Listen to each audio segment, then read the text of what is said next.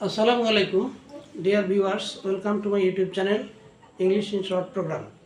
আজকে আমরা সেন্টেন্স পরিবর্তন পর্যায়ে কমপ্লেক্স ইনটু সিম্পল, কমপ্লেক্সকে সিম্পল করার একটা নিয়ম শিখব।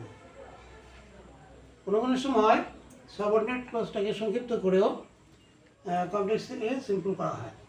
যেমন যদি এরকম লেখা থাকে যে we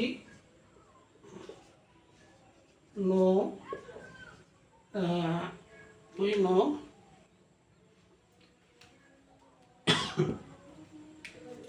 where Nazrul Islam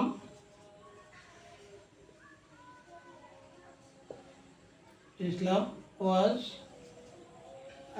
born. And let us make it simple.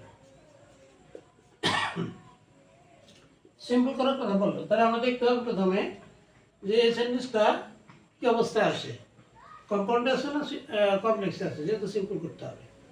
আমরা এখানে দেখতে পাচ্ছি we know principal clause where Nazrul Islam was born. হ্যাঁ, এটা সাবঅর্ডিনেট ক্লজ।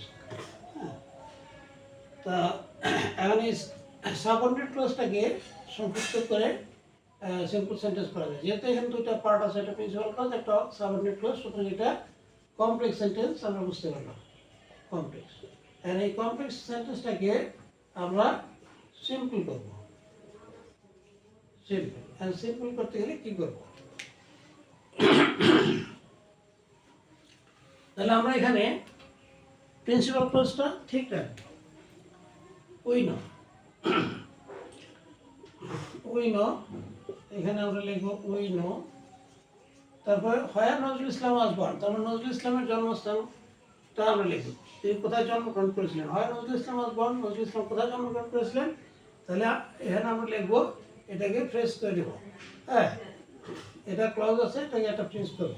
ফ্রেজটা হলো উই নো, হ্যাঁ, the birth place, the birth place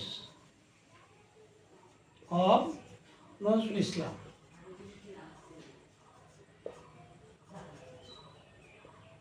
We know the birthplace of Nazrul Islam. আমরা নজরুল ইসলামের জন্মস্থানটা জানি বা চিনি। আর we know where Nazrul Islam was born, আমরা জানি নজরুল ইসলাম কোথায় জন্মগ্রহণ করেছিলেন। হ্যাঁ, এটা দুটো ক্লজ যুক্ত, এটা হলো কমপ্লেক্স সেন্টেন্স। আর এখানে উই নো, হ্যাঁ, একটাই clause, we know the birth place of Nazrul Islam, এটা আমরা ফ্রেজের মতো করলাম। তো এইভাবে কমপ্লেক্স থেকে সিম্পল করা যায়। আজকে পর্যন্তই। থ্যাংক ইউ অল, আল্লাহ হাফিজ।